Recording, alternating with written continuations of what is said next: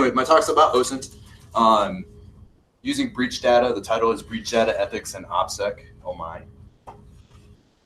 This is me. I'm Josh. You can find me on Twitter at Beowulf88. I'm an OSINT analyst for the financial industry, officially on paper. I do digital forensics. I'm a former private investigator. I do speak at information security conferences, and I blog my OSINT research at that website up top there. So if you're ever interested in random OSINT stuff, I'll probably have some updates flying through that thing pretty soon. You should move the blogger to the top. It's clearly the most important thing up there. Yeah. My talk today is about breach data, ethics, and OpSec. So we're going to cover what breach data is, kind of what it looks like. Is it okay to use in an OSINT investigation? And also, what can it teach us about OpSec and privacy? And the my part is just random memes to try to be funny, entertain people a little bit. There's not a lot of OSINT memes out there, but that's one of the funnier ones. It's good. Breach data. Think about old headlines over the years. Equifax, Ashley Madison. Not as publicized, but the Knoll hacking forum was a pretty good one. And the Sony hack. If you remember some of the specifics about those, they got some headlines. I think Equifax had the most legs just because it hit the normals the hardest. So the media went nuts with that one. We dealt a lot with the Ashley Madison breach when I was a private investigator. As you can imagine, our infidelity cases were very interested in who was in that breach and who wasn't. So, in terms of breach data, OSINT defined is information in the public domain accessible from public sources. A data breach is an incident where information is stolen or taken from a system without knowledge or authorization of the system's owner. The data types for that, OSINT data, we're talking the normal stuff that we would put out into the wild when we're using the internet, basically. Emails, usernames, you might put your date of birth out there, pictures, stuff that you would push out to your LinkedIn bio, Instagram, or your Facebook info, who we're connected to. Breach data, similar, yeah, a little bit different. Usually there's credit card numbers in there, more the PII side of stuff, social security numbers. Date of birth has a different impact when you're piling through breach data because you can confirm identities and whatnot, as well as site context, which is, we'll get into the Knoll breach a little bit. That was a heftier one than some of the others for that. In general, breach data is typically things you wouldn't want to be online when you're using the internet. The Ashley Madison database, what did it look like? 32 million user login details, part of that one. If you went and got it back in the day, it was 2015 breach. There was actually almost 2,000 files that it comprised of, about 20 gigs worth of data. But those top 4 links there were the bulk of it. A lot of the login information in those dumps. That's not suspicious to anyone that it was like 20 gigs exactly. Thought about that part. That feels weird. Going and actually getting the breach data is one of the more challenging parts of it. Sure. When you think about it that way. But those dump files had identifying user information. The first 6 digits there would tie to a single user. It's a magician. I like magicians, so we'll see what the other ones had to do with that one. You got emails, if you followed the path. Usernames.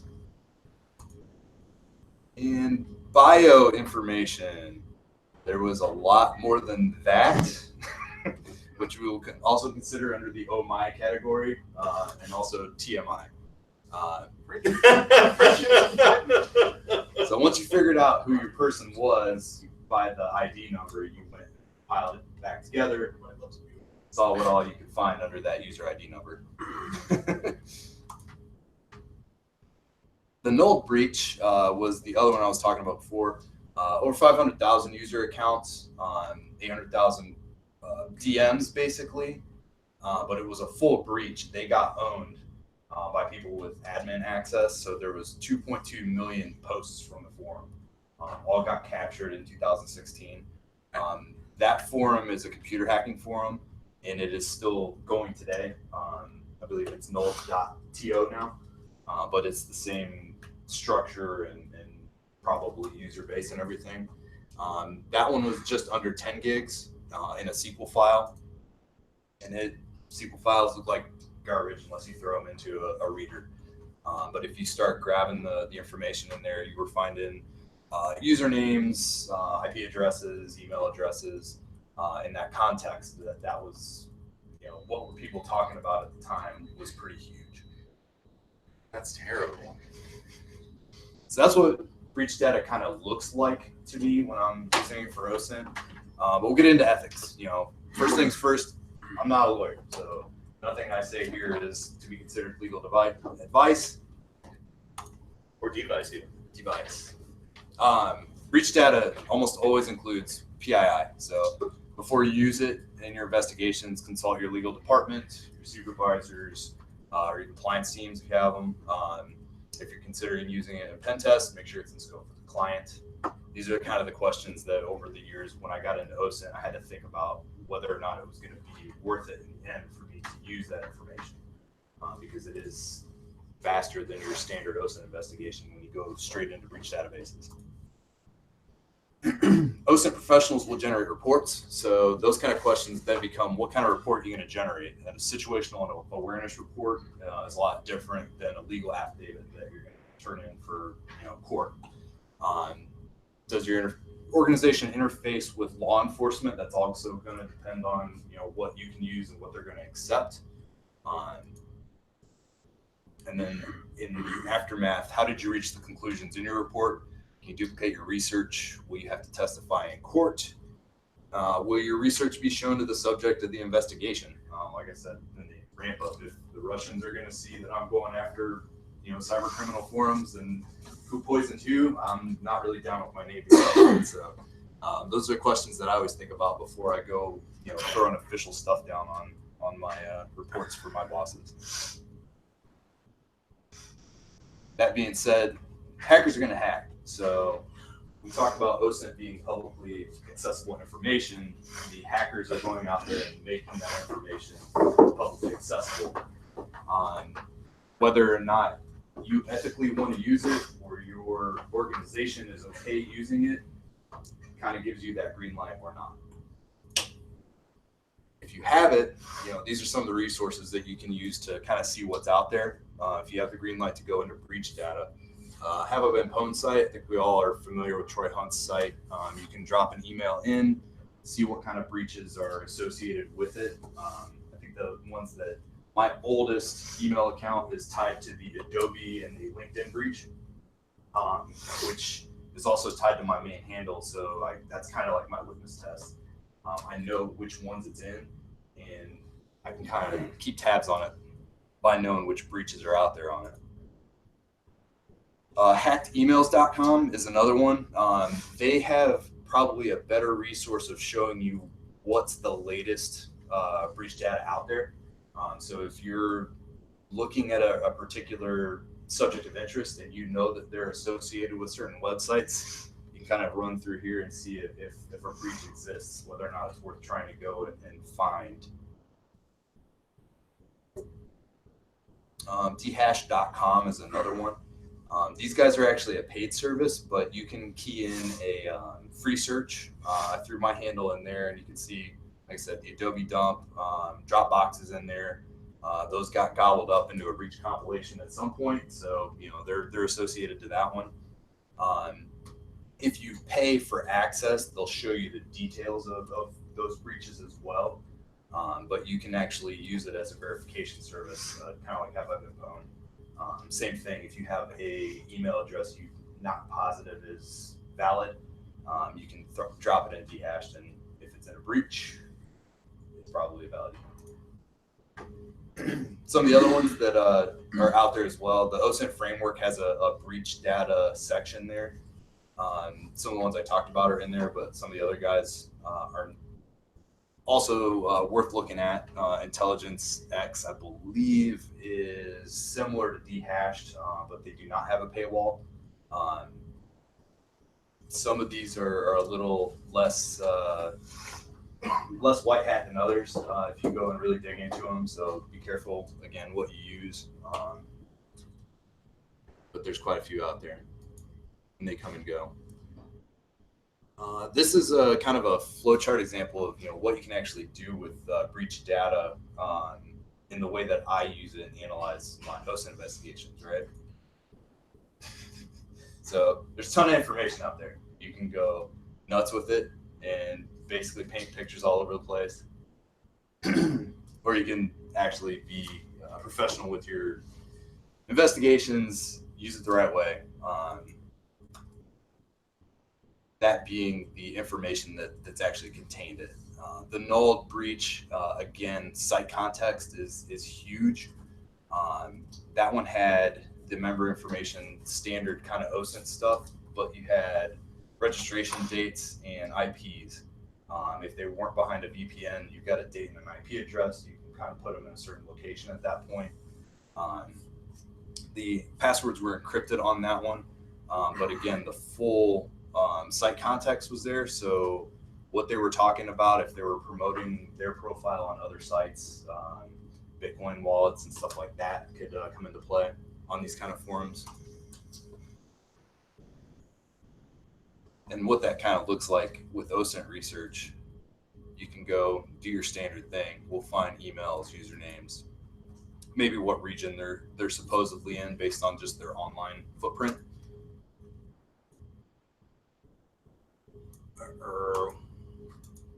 Slides, bro. Then you add breach data to that. You can match up the emails and usernames. Inside those, you'll find that other context I was talking about. Bitcoin wallets, they're talking about certain cities. So you're narrowing in because you're not in OSINT anymore. You're in the breach data. And based on that, you can do more OSINT research. A lot of times you'll end up in other forums with similar Bitcoin addresses, wallets, maybe some alias names and emails that same wallet is associated with, discussions of different Bitcoin exchangers. So you've got a new path that you can take off with your OSINT research. Another example of kind of breaking the OpSec of your target would be in the Ashley Madison database here. We kind of know what the information was that was in the breach. So that kind of looks like this. Same thing, typical OSINT research. You got emails, usernames, cities, maybe a Facebook page. And this would just be like target research, somebody of interest that you're looking into.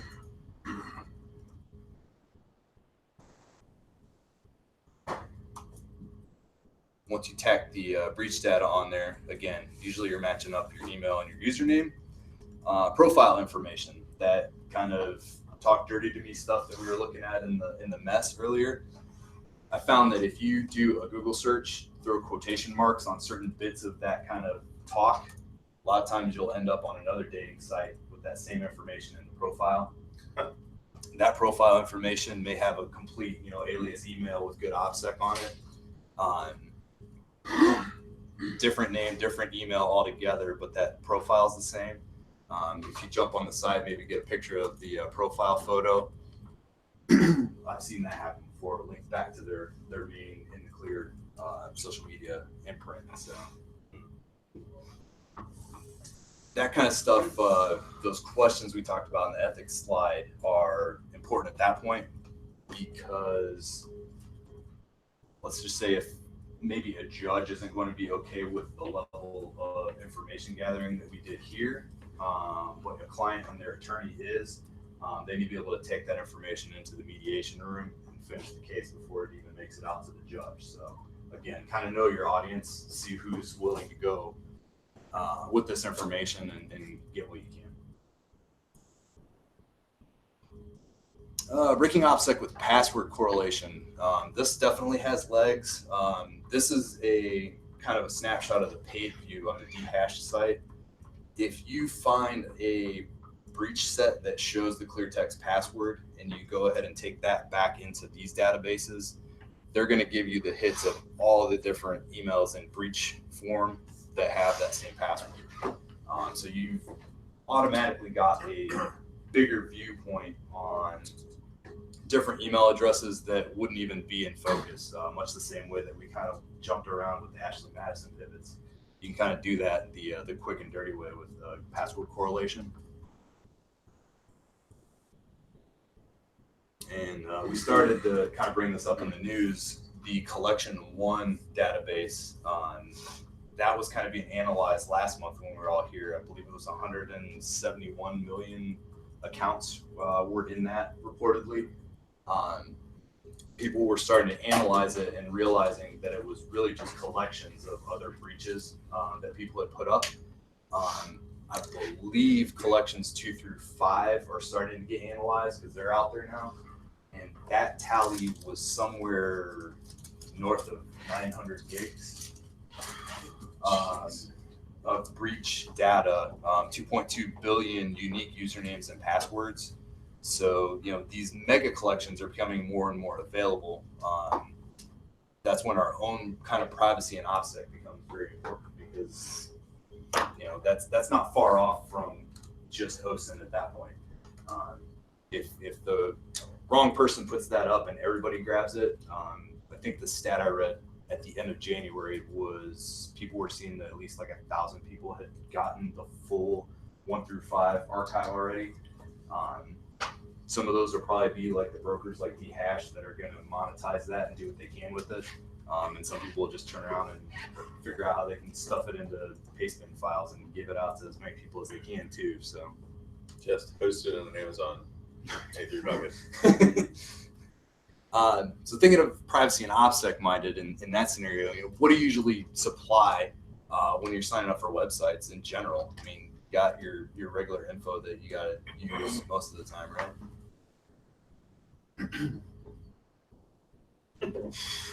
How are we going to stay safe? I mean, you got to be pretty careful. I'm not saying that you want to lie on all these, but probably lie. Oh no! All right, we're just going to unclick all this. The timing apparently hasn't survived. Yeah. The Google ate it. transition to Google. Let me go back. Sorry. Google ate one. All right. Backspace?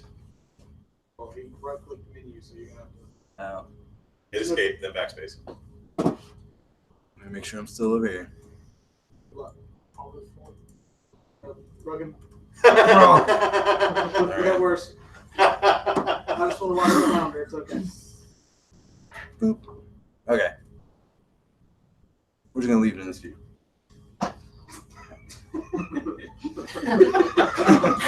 No. I'll help. The Steve escaped Corey.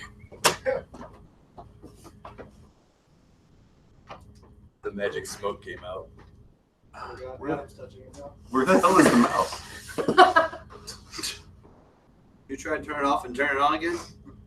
Just remember, when Corey's up there and he's looking exasperated, this is why. I can't even see the mouse up there. It's not as easy as all the time. You have it. You're close. Shoulder. Warmer. Warmer. Warmer. Down. Up. Left. I don't know where the mouse is.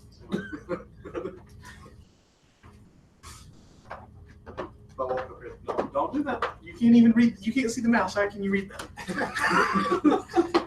Be gone. Be gone. Here's what you can do. You can come over here because it's wireless.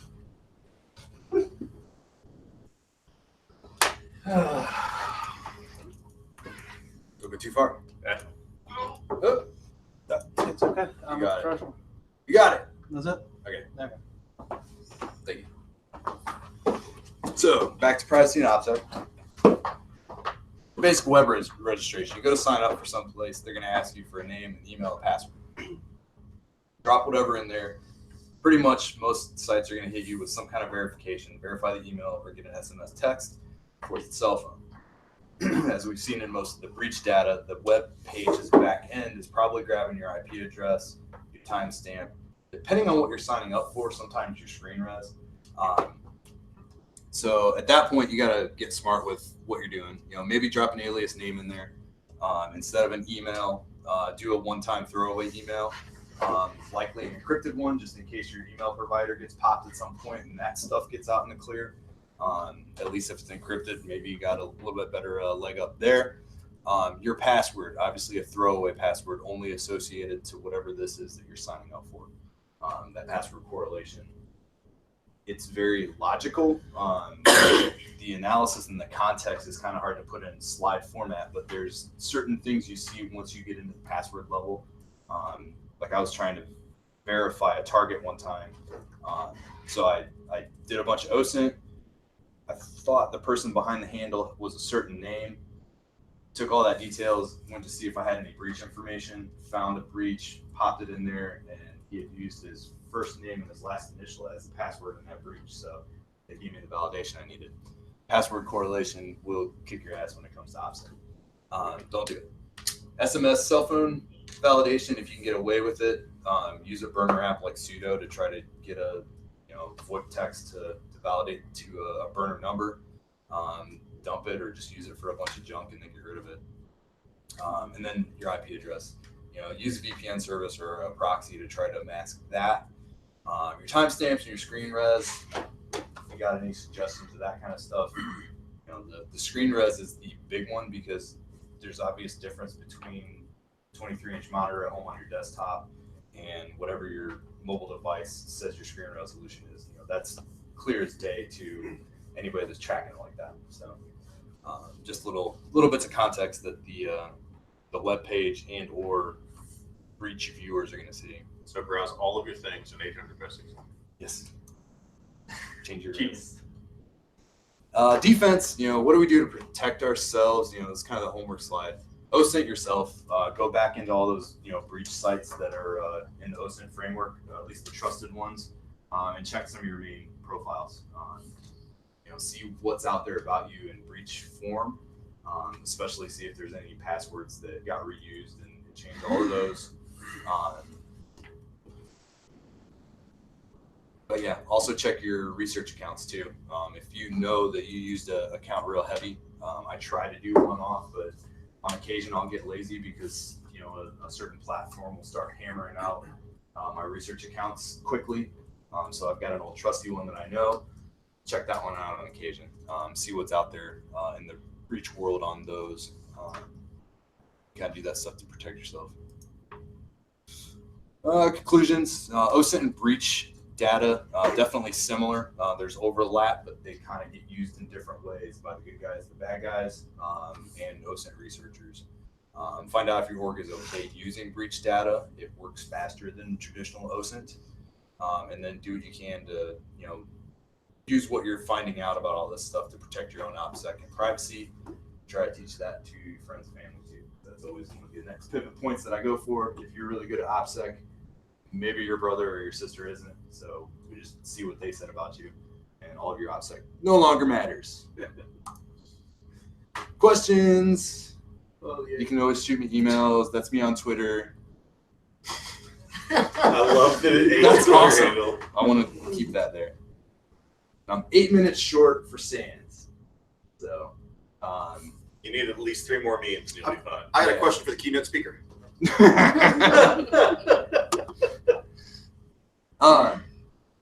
No, they give time for questions, so this might actually work. But no, if you guys have any thoughts, questions, concerns, anything in there that seemed flimsy or you wanted to learn more about, Don't translate your presentation into Google Docs moments.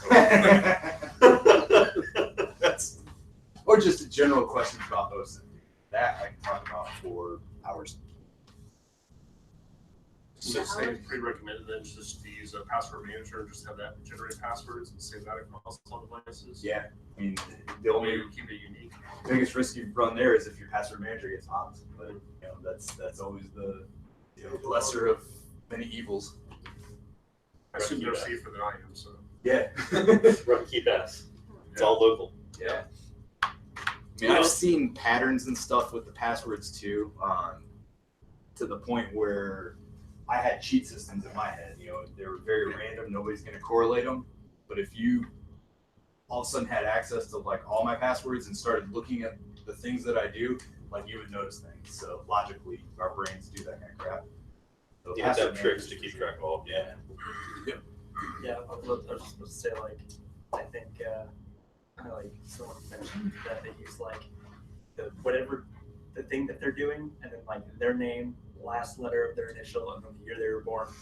And I was like, for one thing, and I immediately went and checked if I could log into Facebook, and it was like, you're using a password from, like, 3 months ago. It's like, oh my god, this is probably the same for all of their accounts.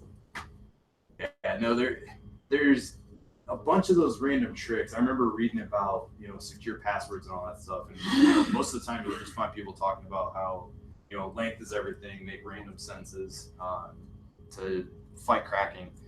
But every once in a while you'll find somebody that's like, no, this is like the for sure way that I make crazy passwords. I do all this like symbol stuff that's kind of the same, but it's different for this site. And I know that in my head.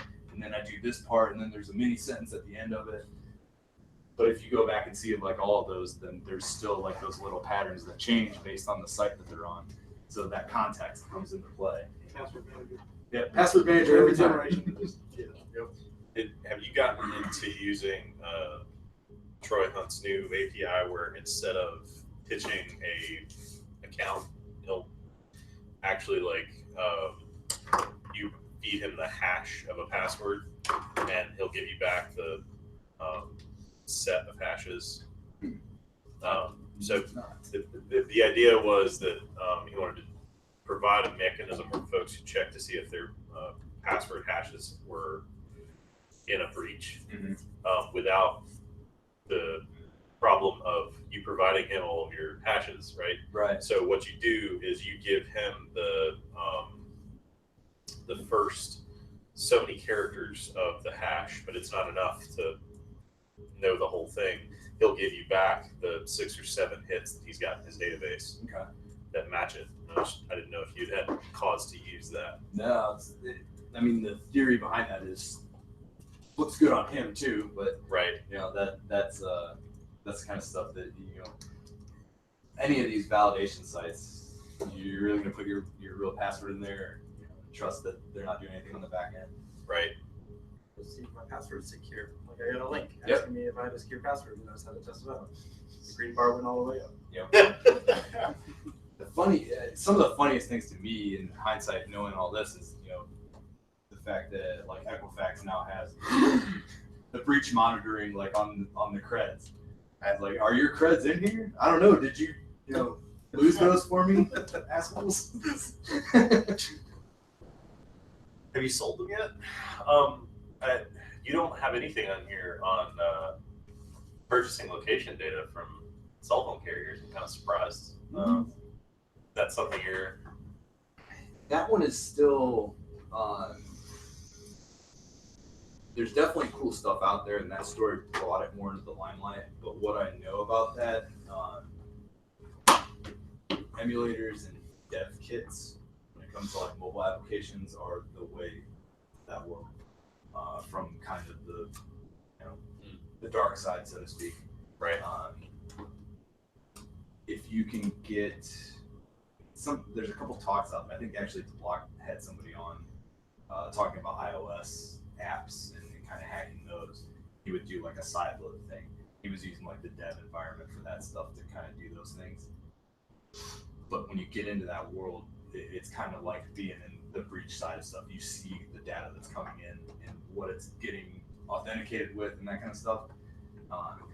There was also an article in Last 2600 where somebody was talking about doing Charles proxy, I think, on your computer and setting up your phone to go through the Wi-Fi in the proxy and then watching everything that was happening there. So they were doing that with the intent of watching which apps are doing call outs or sending stuff, and then obviously he's doing stuff. I think he was capturing Wireshark on the computer that was running Charles proxy. Right. So he was finding out a whole bunch of stuff like that, and I've seen a few other researchers mention that name specifically of that app. So I think it's like a small fee to that one. It's not open source, but it's apparently pretty good at seeing what your mobile apps are doing. Have you had any court cases where the judge has gotten persnickety on data? How you found it? I always, if I knew it was going to go, had the chance to go all the way, I would find out what my client's attorney was comfortable with, and just kind of run by those guidelines, because if they're okay with it, they know more about the judge than I'm ever going to figure out. So I got to trust their guidance there. Do you ever have to do any like parallel reconstruction of, you find something that you know you can't use through OSINT, you have to go figure out a way to reconstruct that data through I did it, less creepy means? that's the best way to say that. I did it with digital forensics. I was at a dead end with a forensic case, Right? and I used OSINT to find the answer, and then I went back into the forensic side of it, and I was like, oh shit, there it is. Right. And so I reconstructed it in the forensic side. If you had pieced together enough Yep. on the forensic side, you could have done it, but it was Yep. a shortcut to get you there. I was missing something, but the OSINT was more clear, and I went back and looked, and I was like, oh no, it is there, and I figured it out. And that's basically doing the same flow chart with the, Ashley Madison thing, except blocking out all the OSINT and then Your going red back string and and figuring it pins. out Yeah. on your bench in the lab. So, but yeah, that's been the mindset of what I've been figuring out doing all this OSINT stuff over time has come in handy with just analysis in general, because you can kind of do that with whatever systems you have access to. So with my new job, I'm getting more visibility from inside, and then I'm not even maybe doing it, but I'm on a conference call with somebody that has access to a whole bunch of other PII that I don't. So like, well, what are you seeing here? And I tell them what I'm doing in the OSINT world. I'm like, well, can you do some correlation like this over here? And they're like, oh yeah, we can. I'm like, okay, well then you need to check into these things, do this, and then they're like, oh crap, we found a whole bunch of stuff. So it just kind of conveys to that analysis and pivoting. It works in a lot of different environments. Yeah. That's kind of why this talk makes sense. The OSINT thing is within the constraints of social media and the online navigation of stuff, but like breach data has its own kind of structure and play to it and how it becomes available, and then that kind of information that a lot of organizations have proprietary. It's kind of the same thing. So once you know what's there, you can kind of tell people how to navigate it and make those pivots and stuff. And if they're savvy with those, then they can probably do those same ahas and figure it out internally when they couldn't the first time after looking at those and each side and then coming back to it. So it's been helpful. It's handy. Interesting. Yep. Anybody else got Any questions?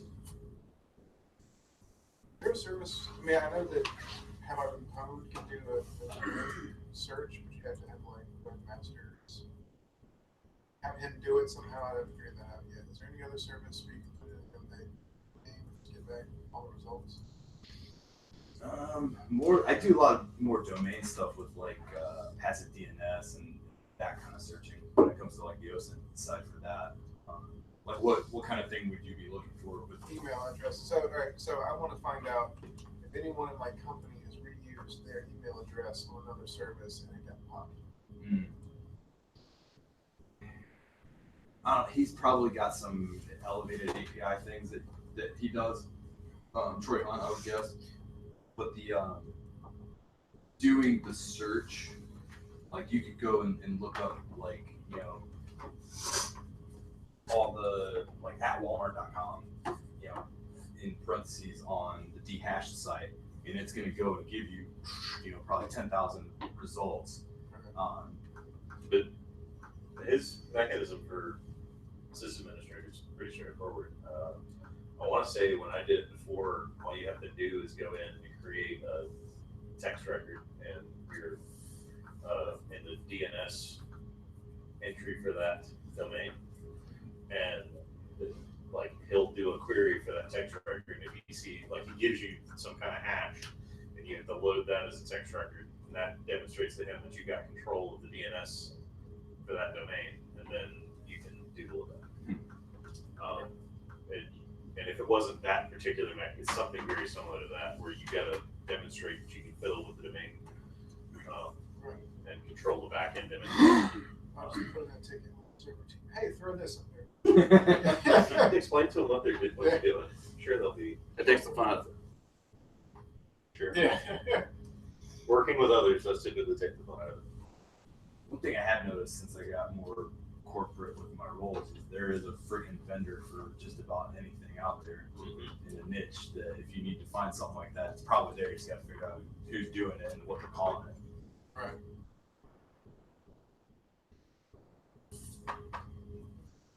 Cool. If nobody has anything else, I think that wraps us up for the evening. If you want another slice of pizza, please, there's 3 boxes of pizza in there that are going to go in my fridge at work.